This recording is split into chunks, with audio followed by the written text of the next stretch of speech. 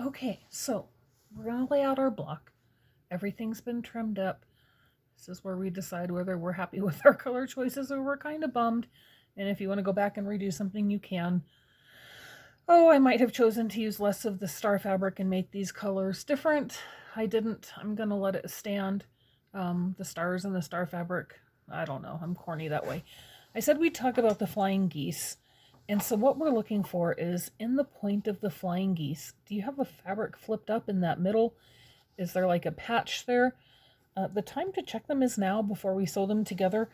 Again, I really thought I was the only one that did this, but since I realize it's not, um, better to find it now than when you've got units assembled. So we are going to, and of course my board is too short to get that last row in, we're going to make corner units and flying geese units right now. So we're going to sew all of our flying geese together, top to bottom, and make 4 of these 2 flying geese units. And then we are going to sew all of our corner units. And the corner units are all the same, they just are rotated different. So I am going to sew these 2, and then sew them together like a 4-patch. Simple, easy peasy, nothing complicated here. Just watch your placement. These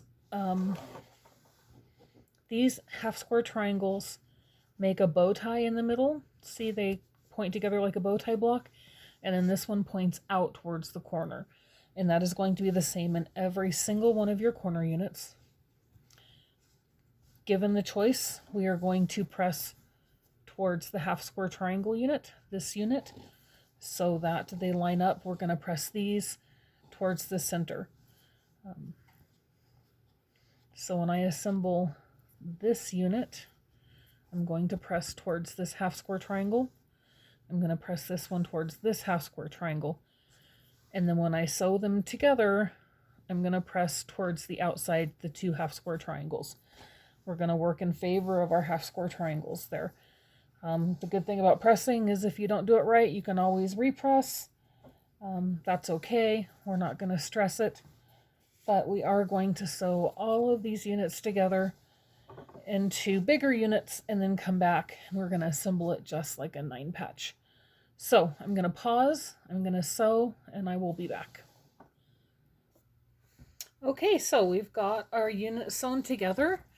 Our seams for our flying geese are pointing in towards the middle. These both point out because we pressed in favor of the reds and then out. So we're going to assemble this just like a 4-patch. I'm going to put these lines together, and these are on the outside blocks, so I press my seams out, and I will assemble this line and it's inside, so I will press towards the center and then sew them all together. I'm going to pause, I'm going to be back, and we'll chat about the next 2 blocks real briefly, and you will be good to go. And we're finished. It is 12.5 by 12.5. My points match. I'm happy with it. We are calling this one good. This was block number 8. Block number 9 next month is corn and beans. It's a lot of half square triangles and flying geese, but the middle is huge, so it goes together fast. Block 10 and block 12, I believe, have different kinds of pieces in it. So block 9 is in January, block 10 in February. If you can be at that Saturday work together, I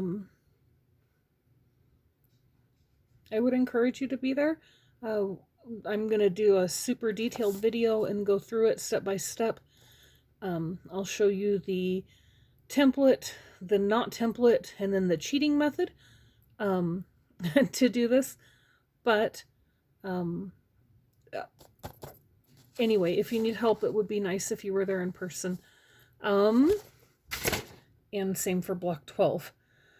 But until then, I hope you have a great time. Oh, real quick, just a reminder that your sewing machine is a machine, and if you happen to be hearing a clunk, clunk, clunk as you sew, maybe don't ignore it, and then when the needle breaks, it flies up and hits you in the face.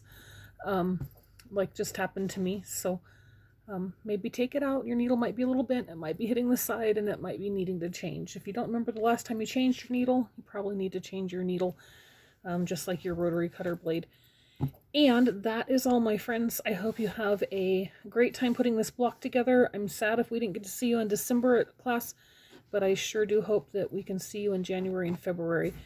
I'll get cutting out instructions out for block 9 here shortly. And if you've got any questions, just ask. Have fun!